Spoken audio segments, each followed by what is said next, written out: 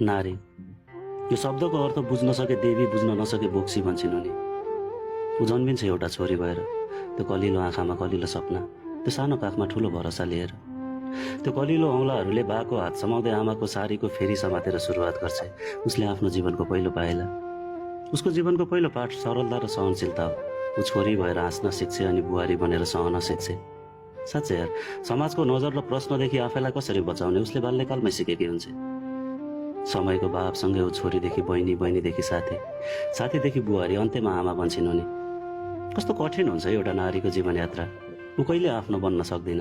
कति महान छिन् ती नारी, आफू मेटिएर पनि अरूको लागि देखिन्छ, जो आफैमा दुखाइ बोकेर र सबैको दुखाइको मलम भनेर भेटिन्छ। तिमी साँच्चै महान छौ नारी।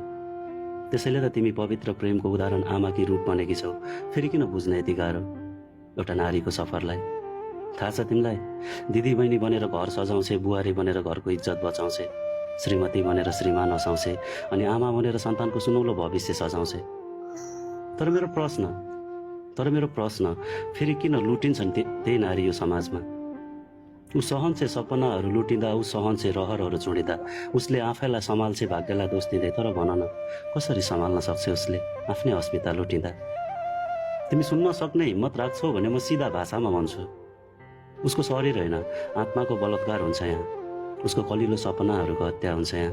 थाहा छ तिमीलाई, 10 मिनट पहिले घरबाट निस्किँदा देवी बनेर निस्केकी एउटा नारी 10 मिनटपछि सडकमा बेस्या बनेर चिनिन्छ यहाँ। गल्ती कसको थियो?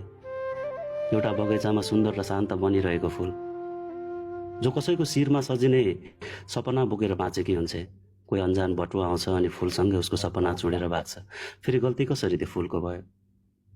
किन आरोप र घृणाको नजरले हेरिन्छ त्यो फुललाई? यदि फुल्नु र फक्रिनु नै उसको गल्ती हो भने उसलाई बनाइयो किन? तर ऊ चुपचाप सहन्छ हरेक पीडाहरू। सत्य कस्तो हुन्छ थाहा छ तिमीलाई? मन्दिरमा लक्ष्मी र सरस्वती पुज्ने बाउको अनुहार घरमा छोरी जन्मिँदा किन छोरो जन्मिए जस्तै मुस्कुराउन डराउँछ। अर्को सत्य कस्तो हुन्छ थाहा छ तिमीलाई? अर्को सत्य कस्तो हुन्छ थाहा छ तिमीलाई? घरको दिदी बहिनीलाई देवी, आमालाई भगवान मान्छ मान्छे। राति सडकमा एक्लै नारी देख्दा बेस्या ठान्छ मान्छे। आफ्नो श्रीमती, घरको इज्जत र मान मर्यादा हो रे उसको। फेरि किन उसलाई थाहा हुँदैन? त्यो सडकमा उभिएको नारी पनि त कसैको घरको मर्यादा थिइन्। सायद त्यसपछि नै होला कतै एक चिम्टी सिन्दुरले लुटिन्छे नारी, कतै छोरीबाट बुहारी हुँदा हरेक दिन कुटिन्छे नारी। तर पनि ऊ मौन बस्छे। न देवी बनेर पुजिँदा यसमा घमण्ड आउँछ, न बोक्सी बनेर ढुङ्गा खाँदा उसको सहनशीलता डगमगाउँछ। तर थाहा छ, दाजुभाइ जस्तै डुल्नु र घुम्नु हुँदैन रे उसले। त्यसैले सानोमै आफ्नो रहर बेचिन्।